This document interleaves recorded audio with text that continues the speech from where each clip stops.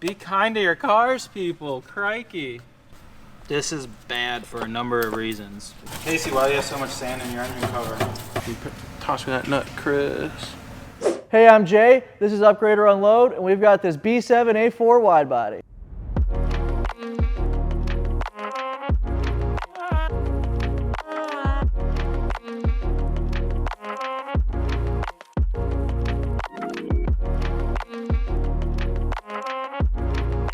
We're here with the owner of this B7A4, Kasey. He's our social media content manager here at ECS. You've seen him in a few videos on our socials as well as the last Race Wagon episode. Kasey, why don't you tell us about your car and why you're thinking of getting rid of it? Yeah, so this is my 2008 Audi A4. It's a B7, it's a quattro, so I got all four wheels on the road at all times moving.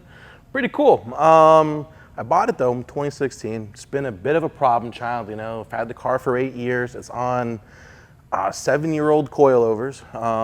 They have been getting clunkety, and I'm just kind of, I don't know, I'm on the fence. So the car is kind of ready to go to paint. If you can't tell, it's got tons of scratches on it. I'm hoping that what we can do here can maybe help me get rid of at least a few of the check engine lights. And if we can make it healthy, I might be kind of swayed toward keeping it.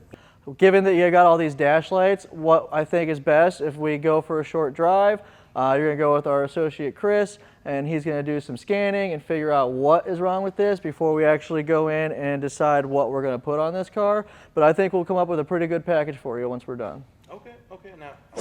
The Foxwell scanner is pretty standard OBD2 kit. So you're going to start with the OBD2, and there should be an enter button. Yep. Okay, a mass airflow circuit, that's super common, P0100.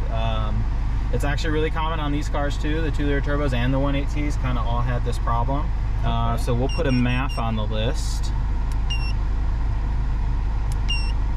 Camshaft position slow. So we'll also check the camshaft position sensor on there. Okay.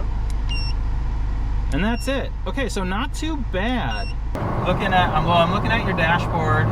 It's not quite total Christmas tree. Check engine light on. We scanned that. We know it's something to do with the MAF. Ooh, there we go. There's some bumps. Yeah. So I think we'll put a MAF on the list. Ignition, service in general, because we're at 200,000 miles out of a 2-liter turbo is pretty impressive. You're kind of always under pressure to get the next new hot toy. And right now all the right now all the Mark 8 GTIs and Golfs and Rs and stuff are out, and it's really tempting. But as I said, I happen to really love this exact platform, so I'm hoping we can fix it up. I am hoping I can surprise you with the amount of power we can throw in this thing reliably, and that you're going to want to keep it. So that's my goal, is to make you keep this car. Okay. I'll point out a couple of things that we'll put on the build list here. For starters, this is your snub mount. It is totally shot, so we'll put a new insert there. You got two washers here on your drain plug, which looks like it's causing a little bit of oil leakage. And that oil leakage kind of carries on the underside. I will have to dry that up, clean it up, and then see if we have like another trans leak or something. We do have some riding too low impacts, so we'll put a skid plate on here and help smooth that out. You're actually really lucky to have escaped here. That could have been catastrophic on the trans. If we look at the exhaust, your flex pipe is pretty much shot. It's not removed or broken. Like, I don't hear the leak, but the flex material is pretty much gone. So we'll see what we can do on some exhaust work, see if the R&D boys can scan something together for you.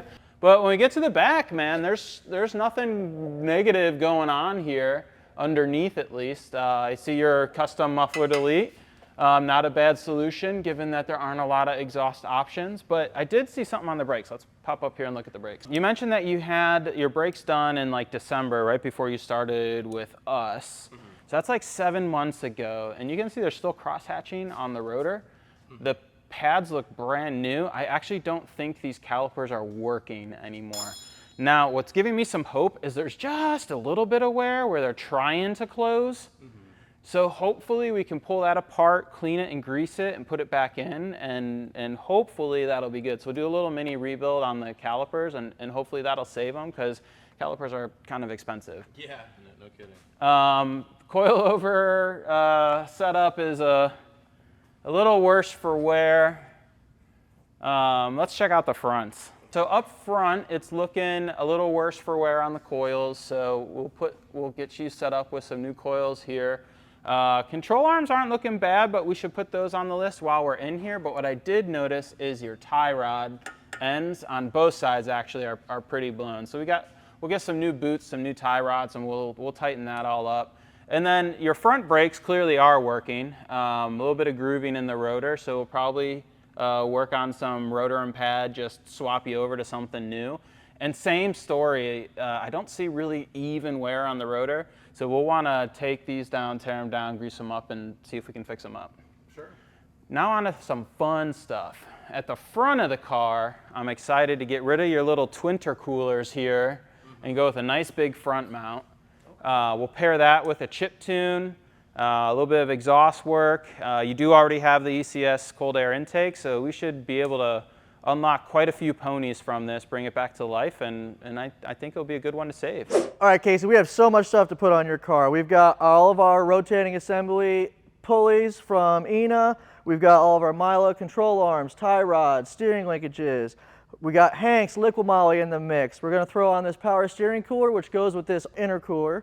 We're going to put on our ECS Coil-overs, some coil pack, coilover covers, new dipstick, new oil cap, engine mount, and we're going to finish it all off with an ECS Street Shield. What do you think? So cool, let's get into it. Here we go. First piece going on the car, mostly so we don't die. But the B7s have a factory hood strut that you can see Kasey is missing. So we just grabbed this from the warehouse. This is about the easiest thing in the world to install. You ready? I'm ready. You gonna hold it up?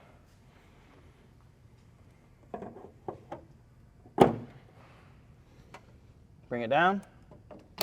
And look at that, now we won't die. All right, so for the morning, let's pull off the tires. You don't have anything on the bumper otherwise, so we're gonna pull off the tires, bumper, etc., because we're basically gonna work on everything. We got control arms, we got the intercooler, the belly pan.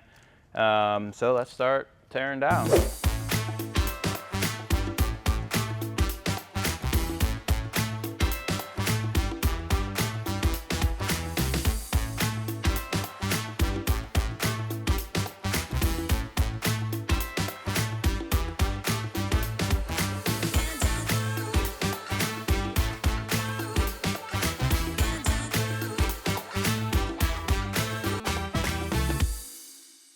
So with the Schwab and line pliers, they're basically vice grips.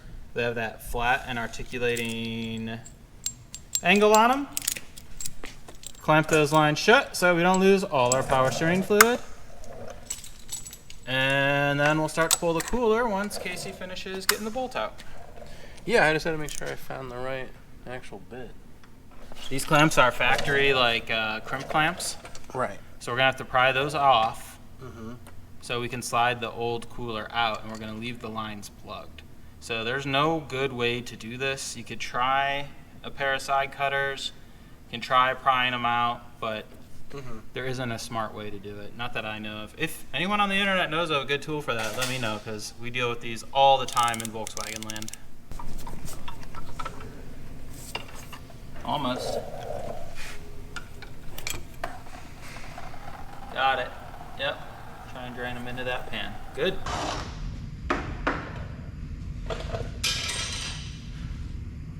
I did it, but now my hands are filthy. All right, so we are finally ready to mount the intercooler, which feels like we're done with disassembly and starting to reassemble. That's awesome. I actually broke the radiator and AC condenser down and just brushed out, blew some of the stuff out. You just want maximum airflow. You know, 200,000 miles, all these honeycombs are a little bit bent up, but this is going to be pretty straightforward. We're going to lift it into place. It's going to share the same mount as the AC condenser, and we'll start to reassemble the front end again. And there's one.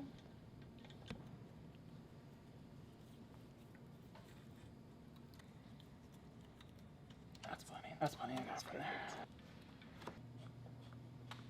It's pretty smart. Nice little relocation bracket.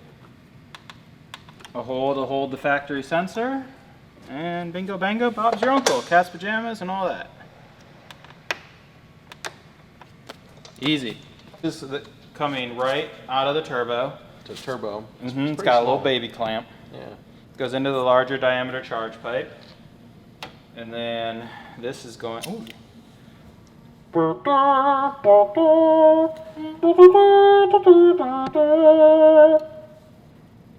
So this is going to go outlet pipe to inlet pipe. So if we hold it up here, you can see I have all the clamps exactly opposite any convenient servicing angle. You do.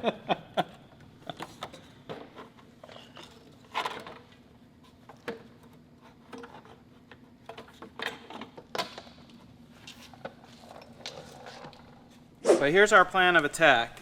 We have one blown motor mount. A good way to notice that is where your snub mount is resting. So when we did the snub mount, it is not centered in the bracket despite our adjustment having it all the way down. So a couple of the other shop guys came through and said, hey, check your motor mount. So this side, the driver's side was fine, but our passenger side is leaking a bit. So we are holding up the subframe. You can do this at home on jack stands.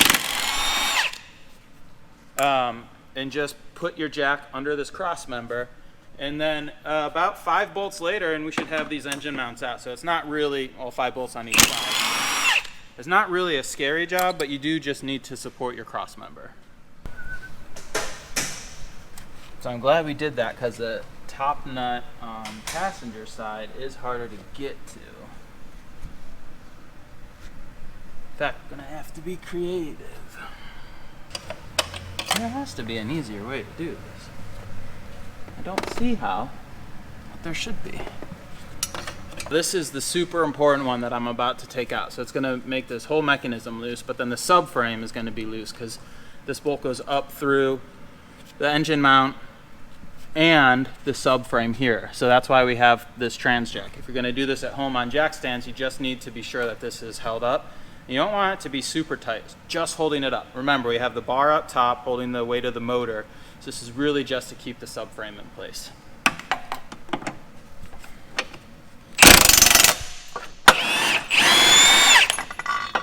See how long that is? Holy! Grab that with your hand. Okay, now your car has these electronically adjusted dampening things.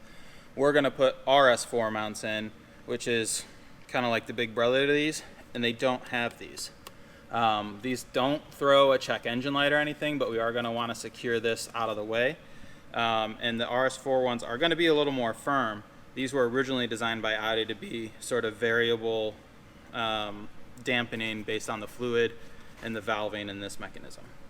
I purposely laid these out in the exact order that it came out and went in, so I know which one goes where. So I just started my bottom nut. So the mount is solid. Match it up, match it up, match it up. And I'm just going to start threading these back in, all by hand first, and make sure they all align, and then we'll go through and tighten this back.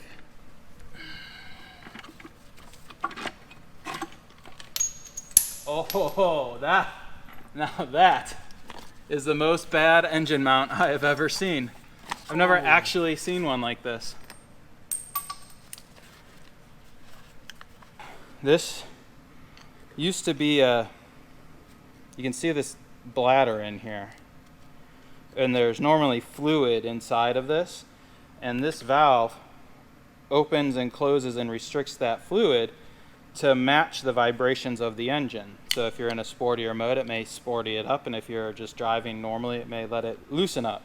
But our entire bottom is blown out of this assembly. I've never actually seen one break this significantly, and I've probably looked at 100 miscellaneous Volkswagen engine mounts. Not a B7 automatic, but that's new for me.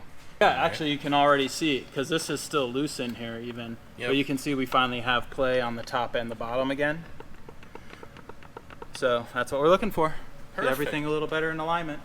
And because we did that, we're actually going to loosen all the intercooler couplers from the motor to the intercooler. Make sure those reset where they sort of naturally want to lay.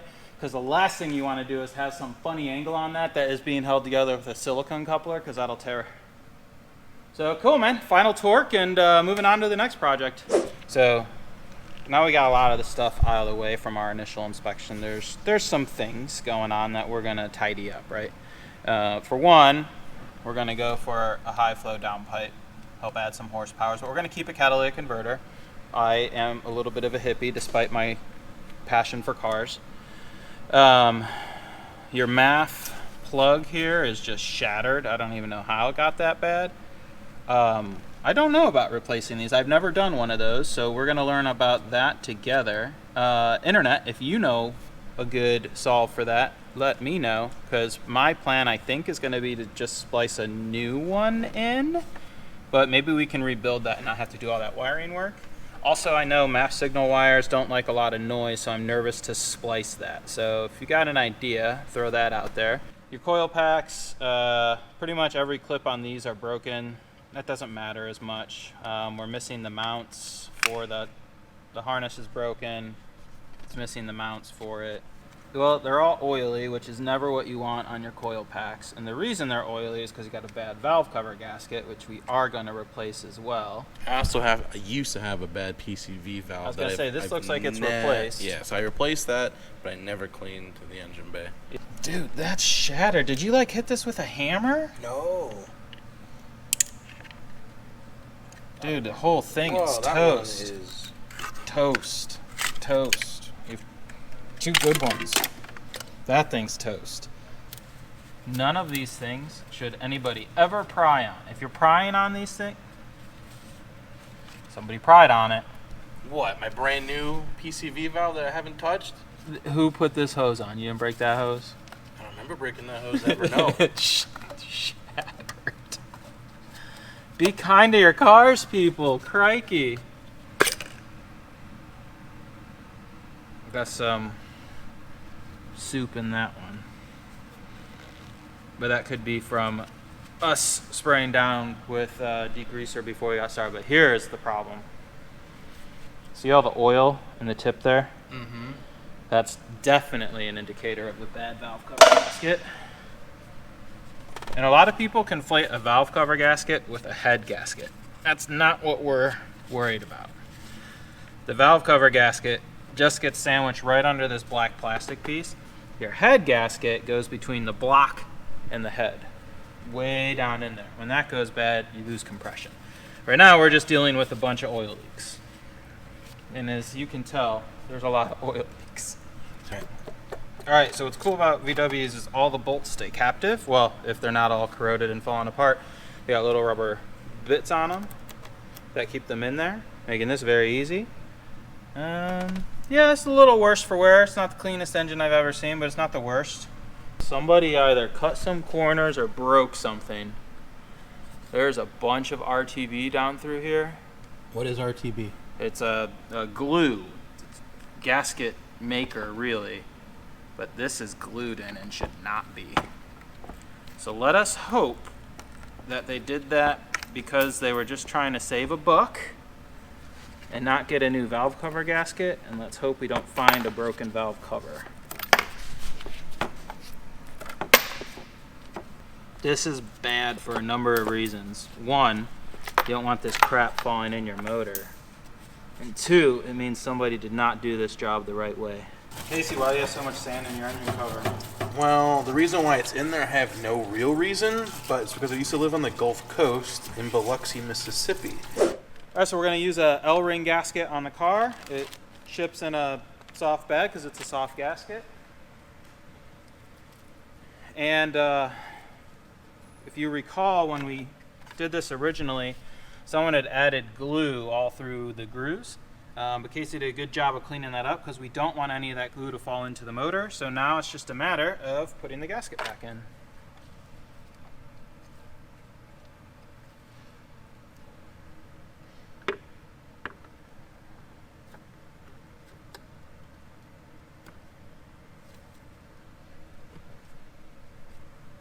So we have the valve cover bolts a little cleaned up. You probably don't need to do that on your own car. These are just really greasy.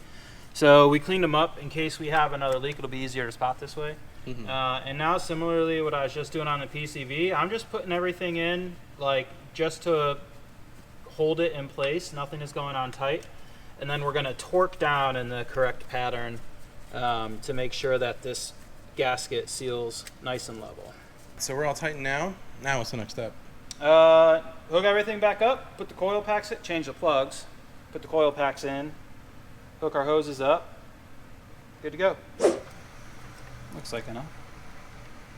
Oh my God, I can't believe this car ran. That might actually be the worst I have ever seen. The spark plugs have only been changed once. And it was the new ones are what you saw that came out. How does that make you feel? Every time you talk about the maintenance not done on this car, Because I've an angel learned. loses its wings. Bada boom. Oh, we gotta connect this guy.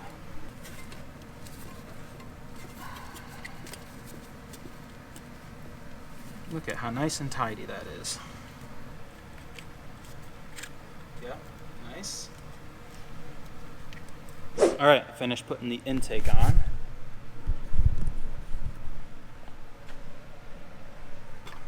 Got it fixed, got the snorkel on, checking all my vacuum lines. It is time for our first start.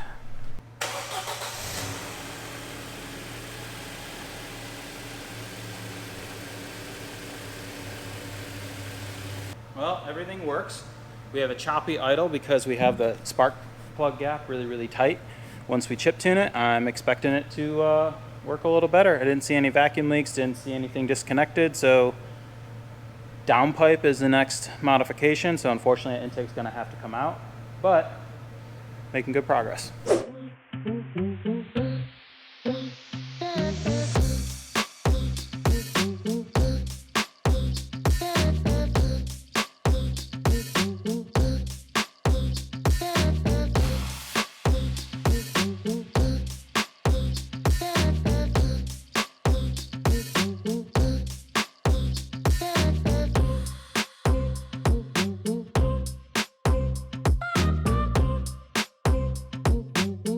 All right, so we're back here today again, and we just got done pulling out the awesome suspension components because we're about to go through and replace essentially everything on this entire bit here. So we got all the components here, all the little parts, so it'll be pretty cool, you know. We have a full list of all the instructions that pretty much we're going to go through, and we're going to go slowly, piece by piece, and essentially replace them all.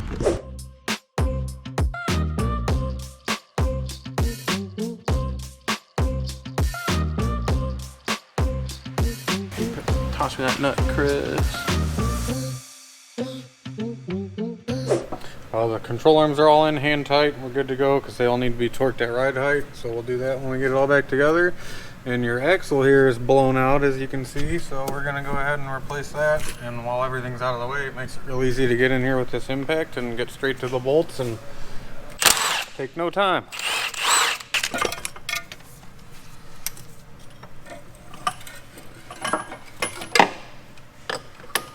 Holy smokes. That is not supposed to happen. So that was bound to happen on the road eventually, and then you would have been stranded.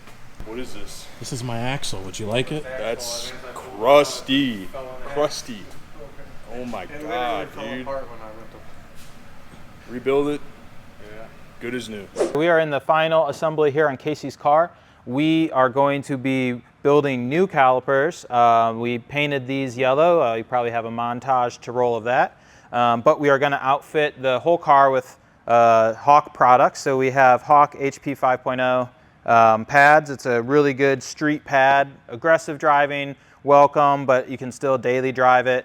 Nice low dust option. And then we're going to be using the Hawk Talon rotors as well, all on our new Meyle hubs and INA bushings and bearings. So assembly is going to be pretty straightforward. We're not going to cover it like a DIY or anything, but I'm basically going to take the hardware off the old caliper, put them on the new caliper, and then slap it all in the car.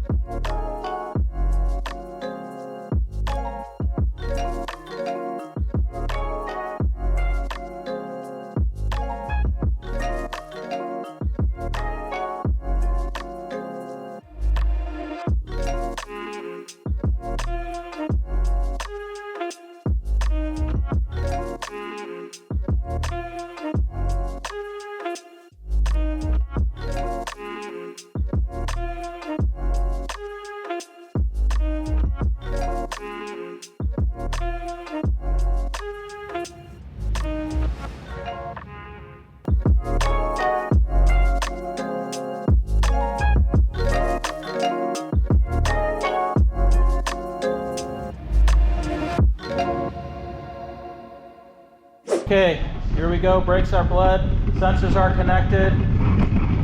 Kasey, kick it.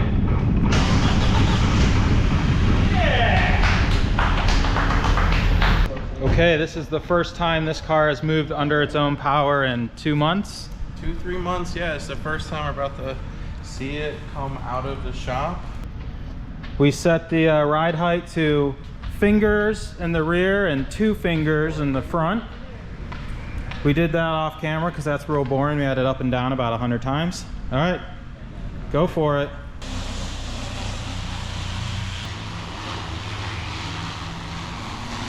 Nice alignment. Yeah, so this is, this is the alignment, that permanent alignment now for now, going forward. Okay, I don't hear any rattles or mechanical clunks. First drive feels pretty good though. I'm really impressed with how good the coilovers ride. They're very economic, but still very good. Ooh, it makes good noises. I don't see a check engine light.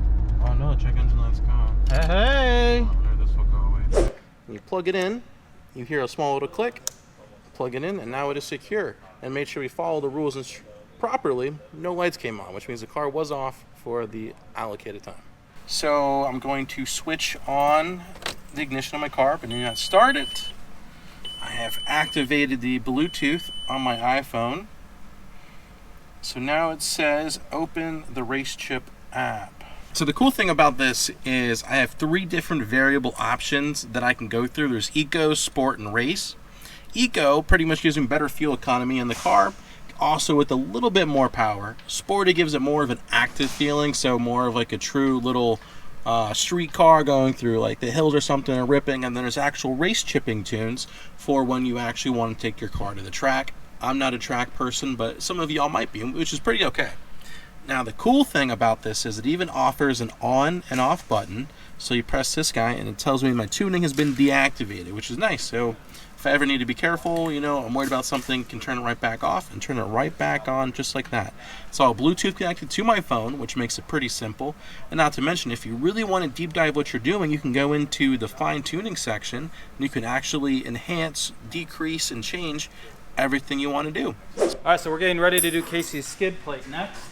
As you can tell, he doesn't have a factory bumper, but we're able to use the 3 chassis hard points to mount the skid plate as originally intended. So we're going to swap our clips out on the front lower radiator support with the ones included in the kit.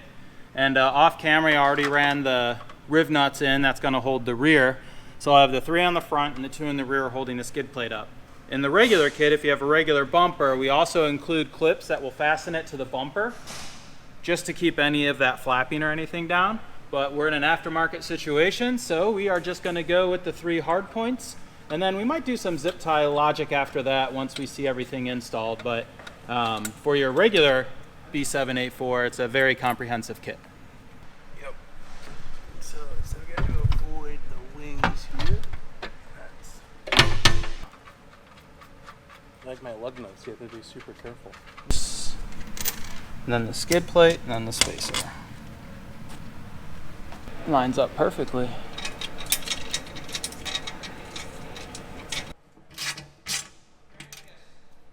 That was pretty easy.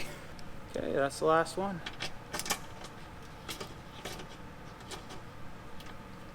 It's nice the kit comes with all the clips, bolts, washers, everything. All nice, shiny, new hardware. And all I gotta do is tighten these guys down. Yep. Guess the only other tip I'll say about doing this at home is that you put all of them in there finger tight. So if you watch this whole video and all of it makes it through edits, you tighten everything last. Because if we had tightened these rear ones first, we'd be fighting the fronts the whole time. But you guys saw how easily everything lined up because we just had everything in here sort of suspended and loose. There we go. Ain't going anywhere. All right, we finished our build on this B7A4, and Kasey's had it for a few weeks now. We did a lot of work to this car. We put a new front mount intercooler on it. We gave him a new valve cover gasket because he had an oil leak. We rebuilt his brakes, gave him a new brake kit. We gave you essentially all new suspension with our ECS coil-overs and our Meyle control arms, tie rods, all of that. We put in some new ENA tensioners and pulleys. And essentially, we've done the works to this car. So what are your thoughts so far, and how are you liking it? Yeah, so I mean, you know, when we started the episode, the car, I was on the fence, right? I kind of wanted to let it go, kind of wanted to keep it. It's my first car that I owned. So yeah, it's been a little bit of a touch spot, but we worked through everything. It's been a fun episode. We put it back together, and honestly, I'm gonna keep it now. The car runs good. It's flawless pretty much. Got my Christmas tree of a dash down to no lights. Wonderful, and that's always good. It's never fun turning on your car and seeing all those lights flashing at you. Oh yeah. Hopefully that RaceChip tune has made it less of a boat and maybe more of a speed boat. I know it's still... Yeah, no, absolutely. So I did say that before. This car did feel a lot like a boat, but after we put the RaceChip tune in it, it is a speedboat now. So who knows? Maybe some more plans for my next phase, but it's in the right direction now. Awesome. Well, I'm glad we got all these upgrades to be able to help you fall back in love with this car you've had so long. Be sure to like, comment, subscribe, and check back for more enthusiast content.